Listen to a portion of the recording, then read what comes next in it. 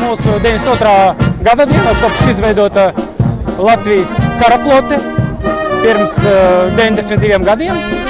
Un klāt pie šī pasākuma nāca arī mūsu jaunu saņemtais pretmīnu darbības kuģis numur 5 no 5, kas bija paredzēti projektā.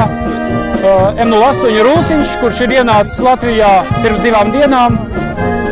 Faktiski ir pārņemts oficiāli 13. jūlijā, kad tika parakstīti akti, bet šodien mēs viņu tā kā saņemam un sāksim izmantot, cik mums atļauts finanšu līdzekļi.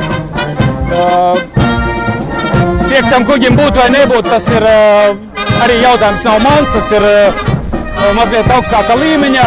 Jā, bija laiki, kad mēs runājam par to, kad nesaņemsim kuģi, pārdosim viņu, pat nesaņemot, bet, vai pārdot, vai katrs arī pircēju, kamēr tiek meklēts pircējs, tikmēr kuģis atradīsies mūsu rīcībā.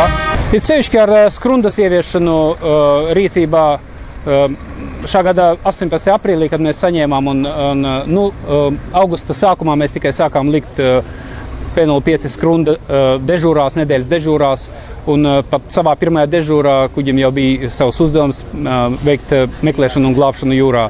Tā kā pārsvarā miera laikā skrunda tiks izmantota tieši meklēšanas un glābšanas operācijām jūrā. Tātad glābt cilvēkus, kas tika nelaimē jūrā. Ir plāni par viņu apbruņošanu, sākotnēji ar 2 50. kalibra vai 12,7 mm ložmetējiem katrā bortā.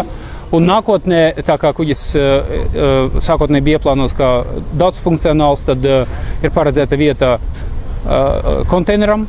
Un tajā konteinerā atkarībā no mūsu operacionālām vajadzībām tiks izvietoti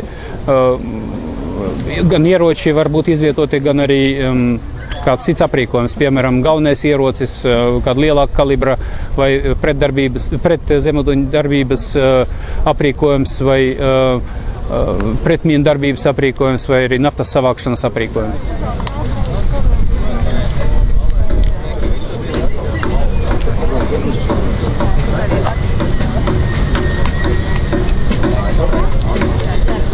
Domāju, ka mēs katrs darot savu darbu ikdienā varam nest savu ieguldījumu, lai mēs varētu lepoties ar Latvijas jūras spēkiem arī nākotnē.